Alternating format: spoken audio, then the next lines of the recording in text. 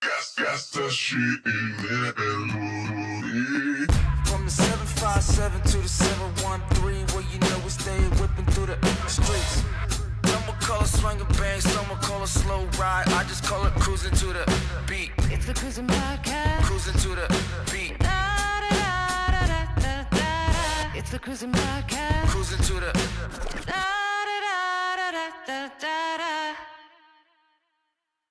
Will we survive the letdown? Will we survive? Oh, hey, welcome back to another edition of the Crewsin Podcast. I'm your host, Andrew Cruz, and today is Monday, February 9th. Yes, I am 9 days late, and that's fine. I don't care. Happy Black History Month again. Sorry. Yeah. I've been, I've literally been I've been off my game. I'm sorry. Hold on. Wait, this stopped. Hold on. Sorry, y'all. I think my thing stopped working. Okay, there we go. I don't know what just happened. I didn't know I turned it off. My bad. I'm trying to connect my computer to the thing that charges it up because apparently it died even though it was on a charger. Still trying to figure that one out. It is what it is. We're here now. We're here. Okay. Welcome back. All right. So if you are new, I didn't do this on YouTube. I know I didn't do this on YouTube. I made this into like I made it into listener only, but we're going to try something a little different. We're going to do this on YouTube. Hold on. Why does it look like? Okay, we're going to try to do this on YouTube. Hopefully it mess up too much. But this is Cruising Around the World. And Cruising Around the World, normally I do I mean, since it's Black History, I do if you guys don't know and you're listening to this or watching this for the first time, the YouTube or on my YouTube people, Cruising Around the World is where I do different Black history moments. A lot of it, I ain't gonna lie to you, especially American Black history, is a little, let's just be real, it's a little messed up. All right. So that's pretty much what we're doing today. If you don't like this, and why do y'all think why am I doing this? It's because I am my major in college was in high school was history. It was history. And I love talking about history. I love, especially Black history. My concentration was the Civil War and the Civil Rights Movement, and also Reconstruction. So all these have been really, big in my life. A couple years ago, they were talking about taking out critical race theory, or really just stop talking about, slavery and all the rest of that stuff. And also have read history books here in Texas where they said, and I quote in the books, that slaves were happy and content with being slaves, all of them, and like definitively saying all of them. Yeah, it kind of angered me a little bit. So with this, I try my hardest with every fiber of my being to not curse, at any point. And so I'm going to do everything in my power not to curse. And I think the only one I really cursed on was the slavery episode, because that really bothered the heck out of me. And so if you guys do check it out, the main reason why I don't want to curse is because I want whole families to hear about our history. You know what I'm saying? I would love the kids to learn about our history. Now, with this, especially today, if you're looking at the title, of course, I will be talking about the Tulsa Race Massacre in Greenwood, aka Black Wall Street, aka Greenwood. Yes, like I said, a lot of our history is kind of negative. And yes, I am. Hey, actually, I've been giving some positive ones, so I gotta give y'all one negative. You know what I'm saying? And so, as you guys can see, I'm wearing the shirt right here, Black Wall Street, Greenwood, Tulsa. Now, I'm gonna get into that in a second.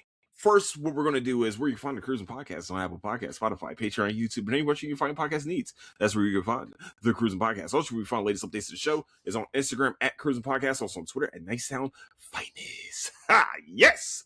All right, let's get to it. So, first of all, I've been reading up on this through history.com and also the Britannica, also Tulsa History, all this stuff.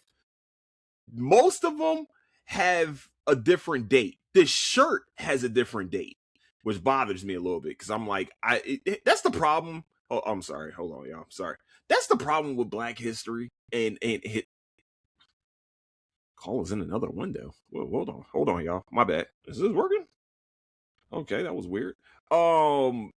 Yeah, okay, hold on, wait. That just messed me up a little bit. All right, so if it skipped on you, I'm sorry.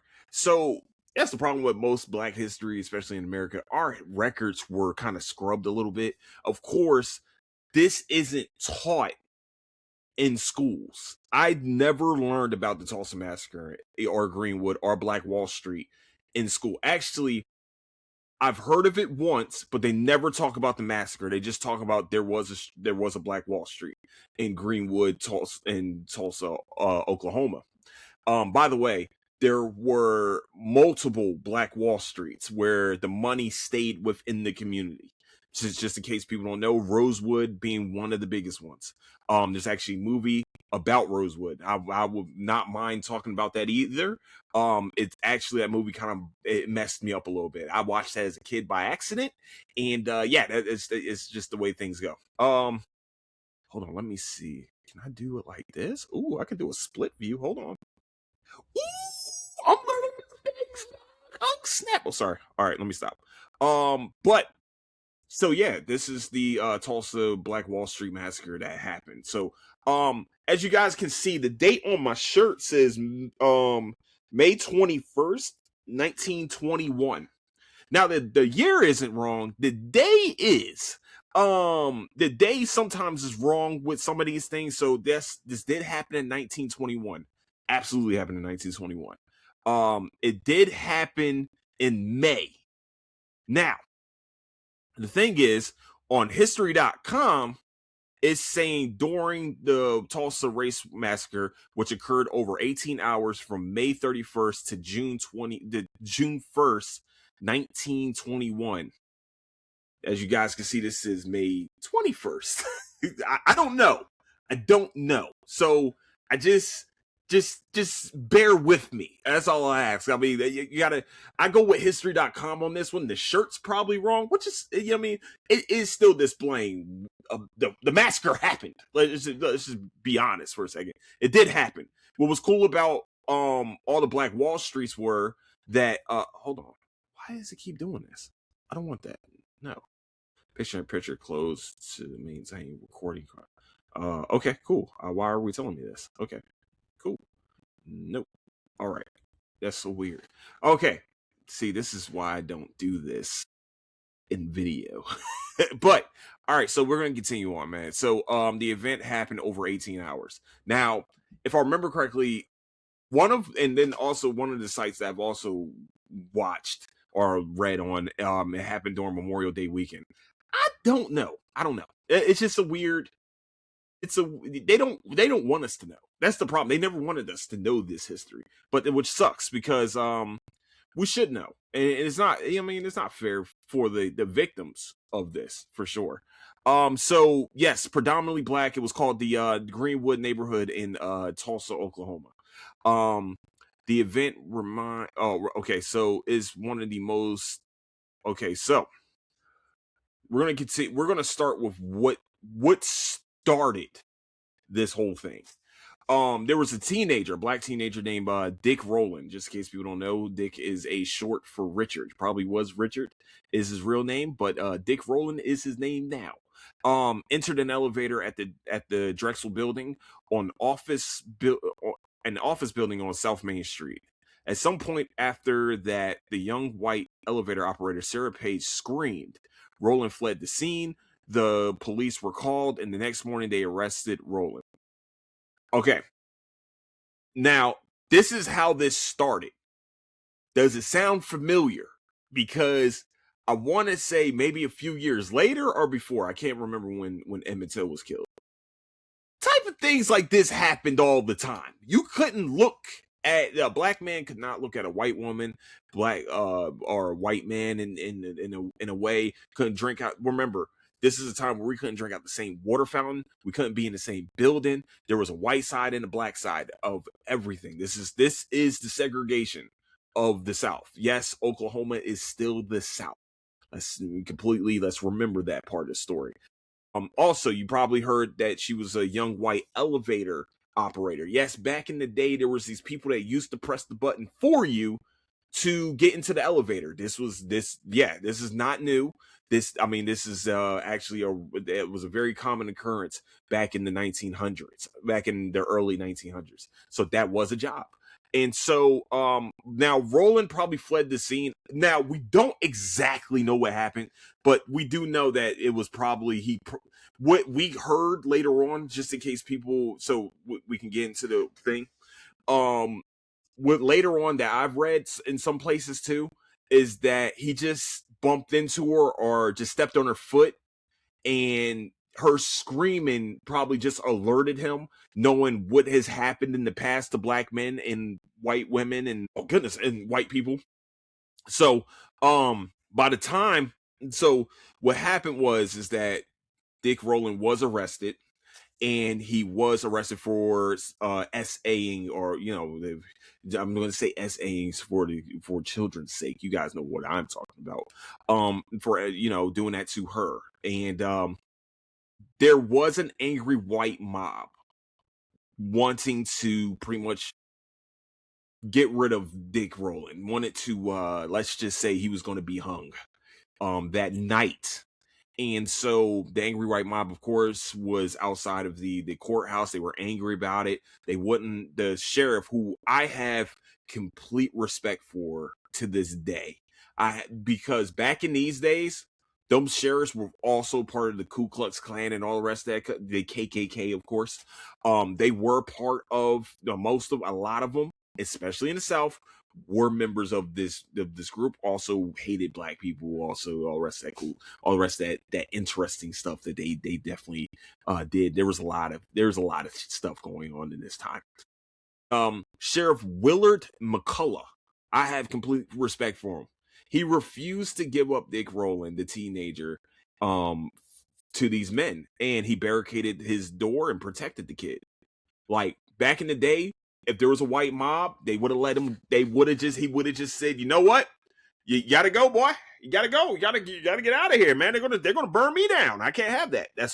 He risked his own life to protect this kid, because that's what police are supposed to actually do, is protect and serve. Yes, this is how the riot / race massacre started. Yes, this is a massacre, if we're being honest. Now, I'm going to stop for a second. This has been depicted on two different things that I know right now. Lovecraft Country has shown it, and also the beginning of The Watchmen showed the Tulsa Massacre. And it's as bad as it shows on The Watchmen. So yes, this is how everything starts. Just this little thing. He probably just stepped on her foot. That's the crazy part. He probably just stepped on her foot or something. Just bumped into her. She just screamed. And this is how quickly things escalated back in these days. Matilda just whistled at someone, and that's exactly what happened. It's just I don't want to talk that one. I will have to cover that one as something. Around 9 p.m. that night, around a group of about 25 armed black men came, including World War I veterans. By the way, World War I had just ended not too long before this. They went to the courthouse to offer a garden. After the sheriff turned them away, some of the white mob tried unsuccessfully to break into the National Guard armory. That's how serious this got. Unsuccessfully too, because they suck.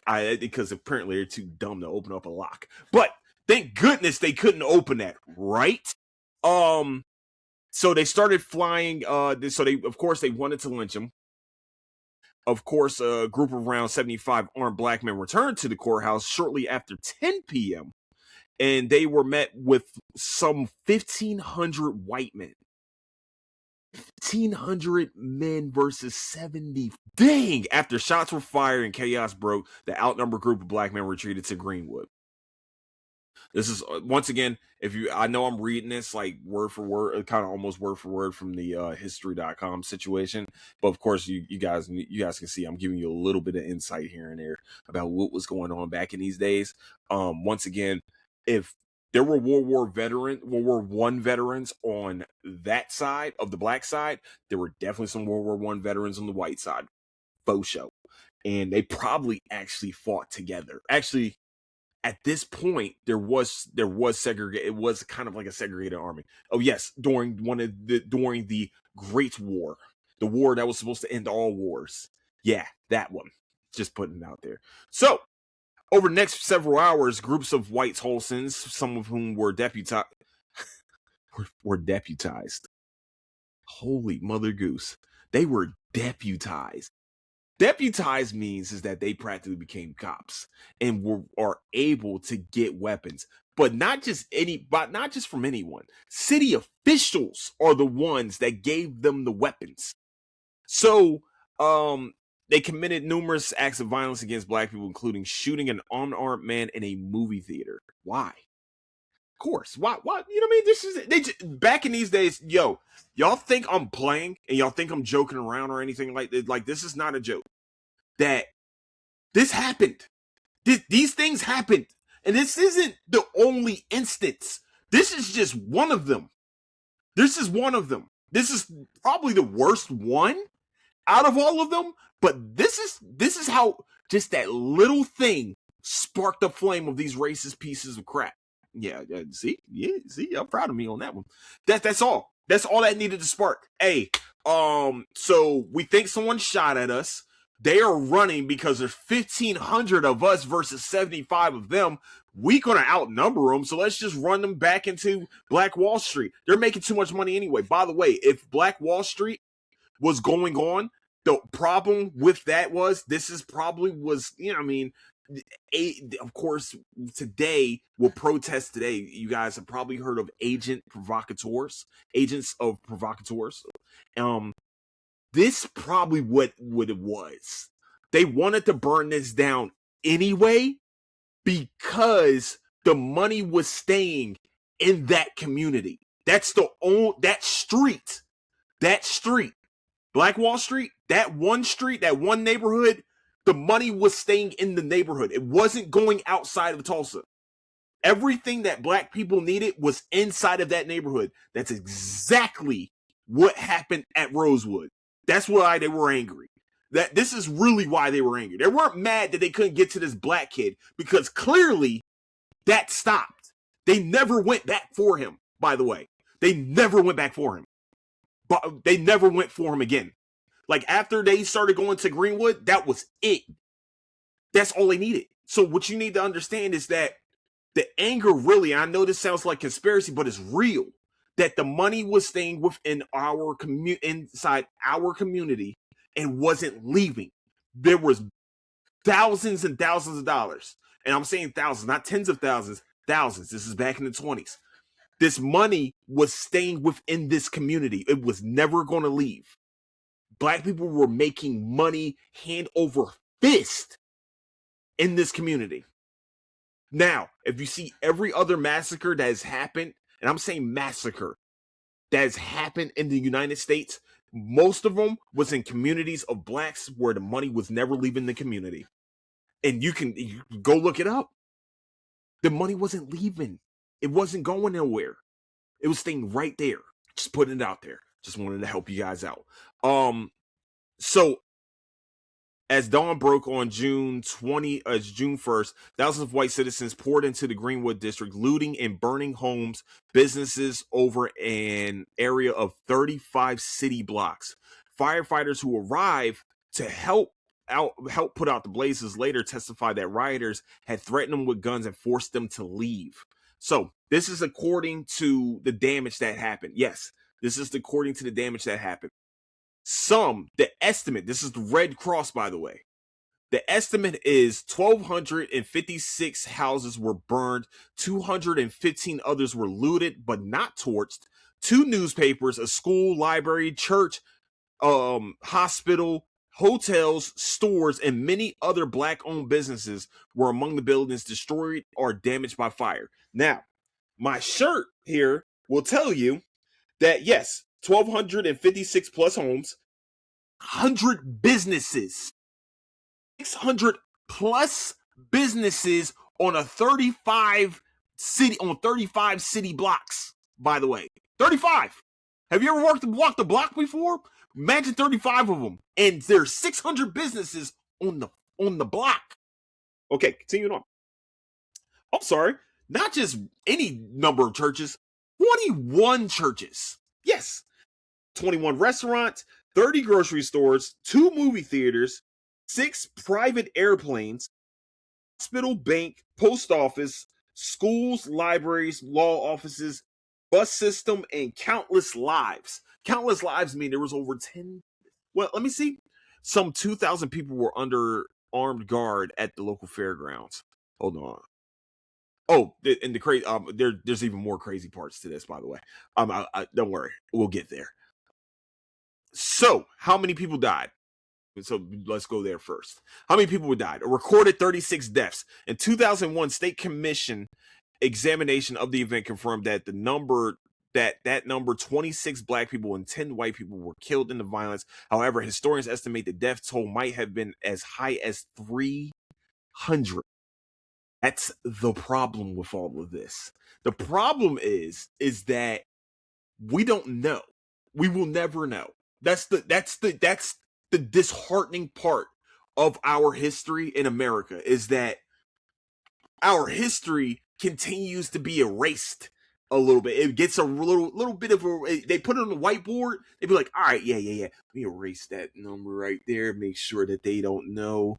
Okay, so they can't know so only 26 of them died. Only 26. Even though 26 lives should have never been taken in the first place. But we're just going to say it's 26. Now, even by low estimates, the Tulsa Race Massacre stood as one of the deadliest riots in U.S. history, behind only the New York draft riots of 1863 that killed at least 119 people. Now, here's the problem, is that when you go back up on the page, they also imprisoned many black Tulsans, and by June 2nd, some 6,000 people were under armed guard at local fairgrounds. You know, the black people that were getting killed or were getting shot in the street just because their businesses were getting burnt down, their houses were getting burnt down, they burnt down churches. I mean, they even fought. Like, you got to understand is that racism is a thing. It's a thing. White people came into this neighborhood and destroyed it, and they're not arrested. They imprisoned the black people that were protecting their town. They are protecting their town from people that were deputized, made into cops by the city officials. What? Are we serious? You got to be kidding me. Also, there is also reports that there were airplanes, that they were dropping bombs out of airplanes, and they were shooting from airplanes. Don't know how they got an airplane. Somehow they got one, and you're trying to tell me only 26 people died? What? 36. Oh, I'm sorry. 36 people died. 10 of them were white people that walked into the that happened to.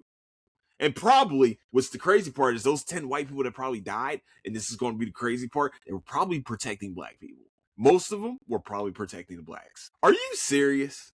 Like, they're saying 2 newspapers. I believe there probably was 2 newspapers that were burnt. Like, I'm thinking newspapers was like the newspaper stands and stuff like that. And the thing is that if black people were the ones talking about, hey man, we're going to do this, that, and the third, we're going to make sure that we're going to make sure our history stays alive, and they need to know what they have done to us in this past. No, we're not going to let that happen. So we're going to burn down these schools, newspapers, libraries. Y'all helping the sick. Also, what was crazy about this is that there were black people that were learning how to become doctors. There were preachers. There were people learning how to run a business. once again, this is about not even 60 years. And this is crazy. I know. It's only about 50 some odd years, give or take.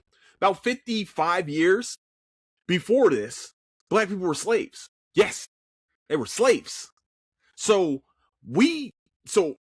our ancestors had to kind of learn how to run a business on their own, and they figured it out. And they also figured out how to keep the money inside of the neighborhoods. And so they were finally figuring it out, and they were like, we can't have that. And they're getting educated? Oh, no. They're helping the sick? They're helping their own? No.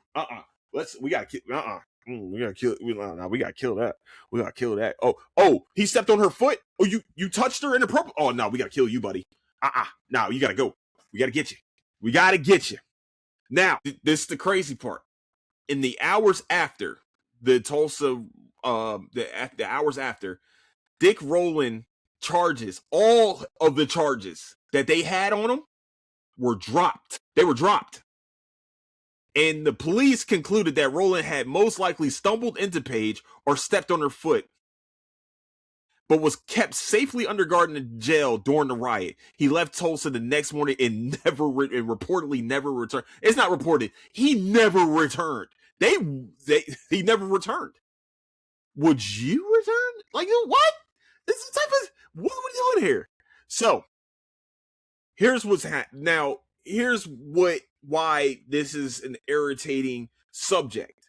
Is because, once again, like I said before, this is not taught in schools. Period. Especially in the South.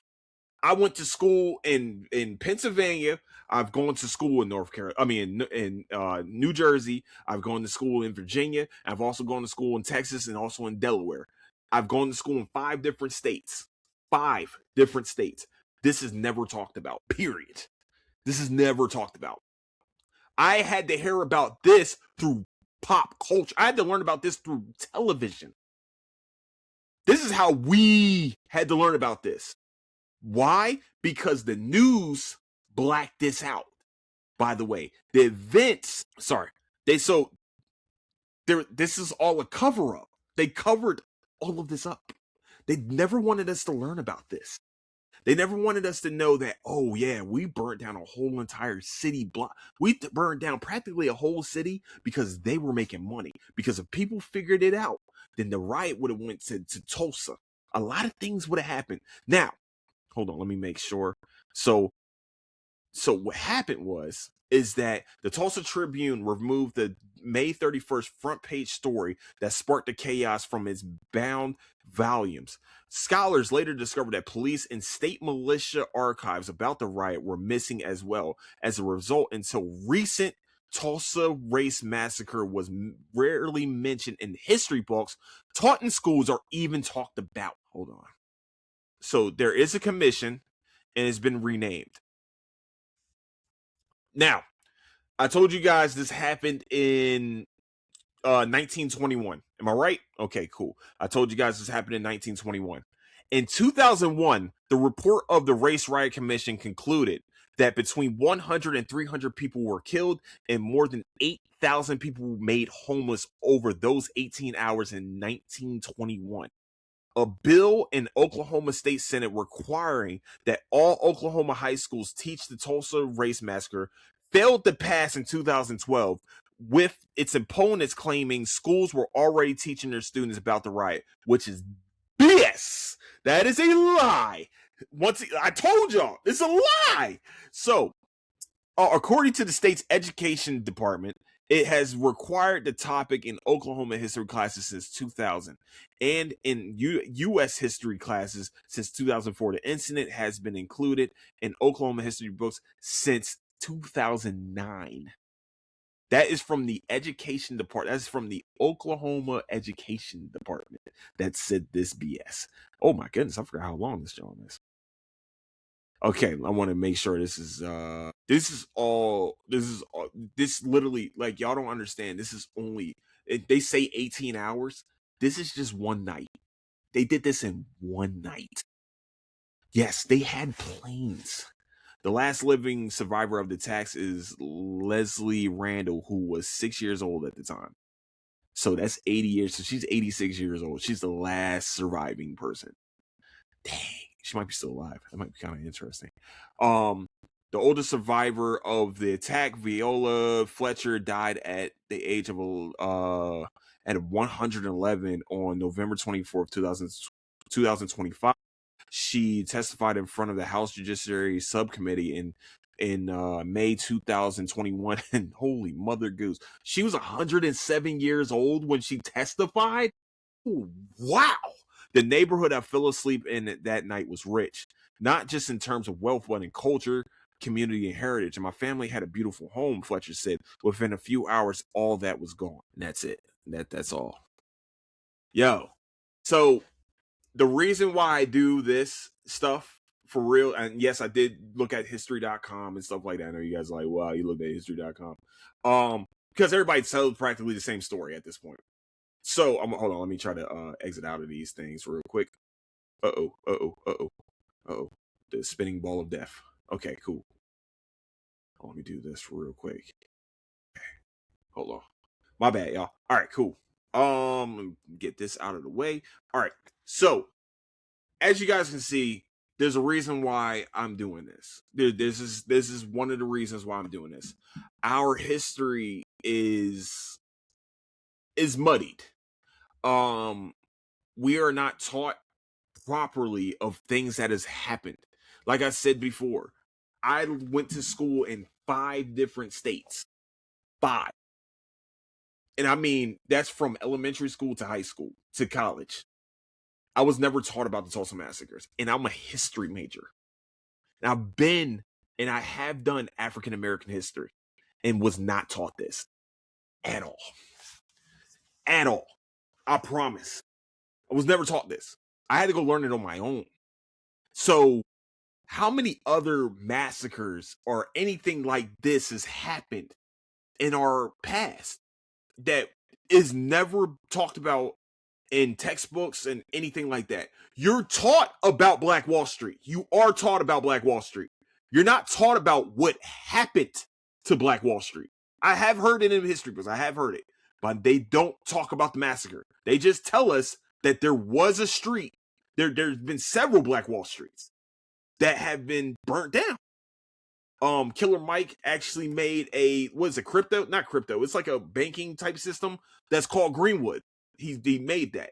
I'm probably going to talk about Rosewood at some point too, because what happened in Rosewood is practically what happened here, but a lot worse. The crime was a lot worse.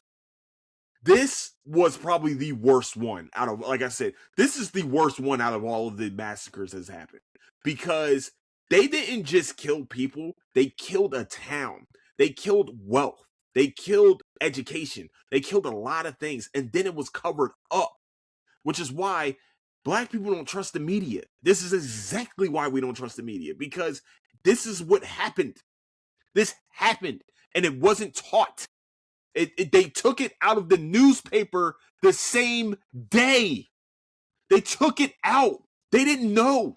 Like I said, the militia and the police reports aren't around. They got rid of all of that and let any of them talk.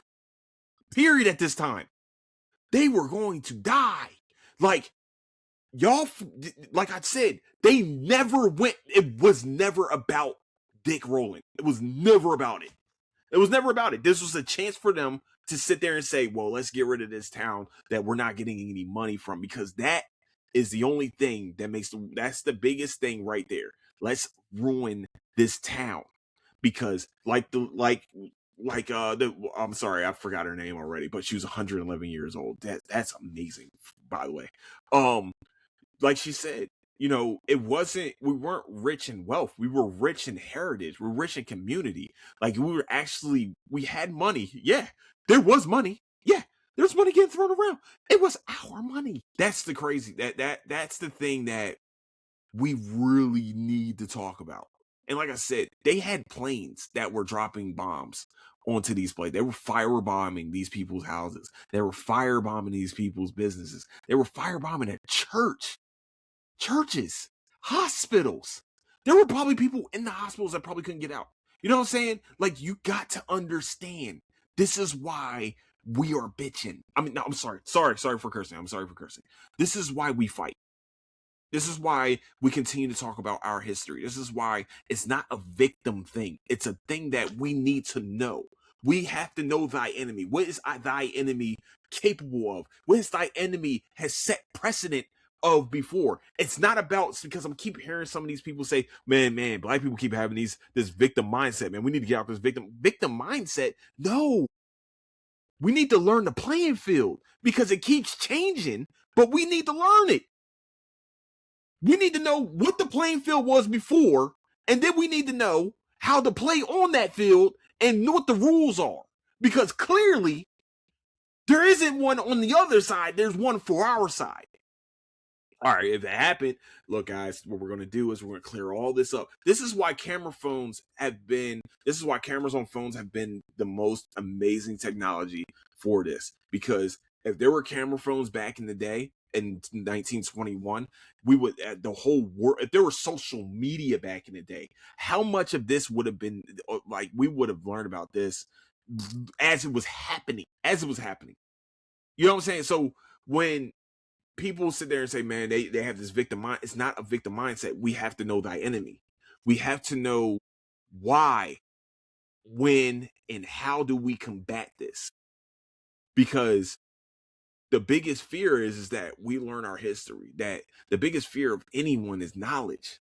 That's the biggest weapon, is knowledge, because knowledge helps you figure out, how am I going to plan my next move? What's the next chess pieces I can move around here to make sure that I'm in the right position to be able to not maybe defend myself physically and also mentally and also intellectually. I have to be able to do all that. All three of those is a mental gymnastics that we need to learn about. So no, it's not a victim mindset. It is a defensive mindset that we needed to lock down, as a group. This is why I'm doing Crewsin around the world. And I hope this isn't a problem for anyone. I hope that you guys can, like, really bear with me. I know I talk about anime, video games, and all the rest of that stuff at least once per week. I will have a history. This is one of my biggest, like, passions, is history. And you know what I mean? So if you guys like this, please let me know. Leave a comment at the bottom. If you don't, I probably won't keep it as a YouTube. If, like, I get an overwhelming majority saying that they don't like this, I'll probably put it as a Patreon. And probably just, if I could, just, you know what I mean, it'd be like $1. I'll probably get $1 back. I ain't gonna hold you. But, or make it a free episode on Patreon. That's probably what I would do. Yeah, that's what I would do. Make it a free episode on Patreon. So, so YouTube audience, see if you like it. My listeners, definitely tell me if you like it or not. I like talking about this stuff. I don't like talking about it. Hold on, let me rephrase. I don't like talking about it. I love. Damn, I don't know how to really explain it. Like, because it sounds bad. I don't want to sound bad. I don't care. I don't care. I like talking about it. I like learning about it because it helps me be able to help educate our future people of what has happened in our past and what to not do and what to do in the future type situation. Like, I think that's why I like learning about this, like, to know why. I mean, just to know the why and how, you know what I mean, and when and where. I like it. So I'm going to continue to do this. It's not anything against white people. It's not anything. This isn't just a anti-white situation. This is literally what happened. This is history. This is history that isn't taught. So definitely, it's going to be a lot lighter. Next episode will be a little bit lighter, I promise. So once again, happy Black History Month. Oh, by the way, this is episode 300. This is a numbered episode. This is number 300. Yay! Yeah, we had number 300 episodes. Oh, okay. Sorry. I have to do something. I mean, this is a sad subject. I have to do something to get our energy back up. So, with that, where you can find the Crewsin Podcast is on Apple Podcasts, Spotify, Patreon, YouTube, and anywhere you find your podcast needs. That's where you can find the Crewsin Podcast. Also, you can find latest updates to the show. It's on Instagram at Crewsin Podcast, also on Twitter, and they sound finest. And this has to be like probably the shortest of the Crewsin around the world. But yeah. So welcome. So with that, I like to say, man, I love you guys so much, man. Hopefully you guys enjoyed this episode. Hopefully you learned something. If you didn't, sorry.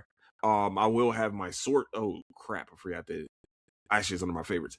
I will have the sources I will have a source on here if you want to go just read it and also maybe get a little bit more insight from me. That's cool too. Once again, all this came from like history.com and also Britannica. So with that, I like to say I love you guys so much. Thank you so much for listening to the Crewsin Podcast.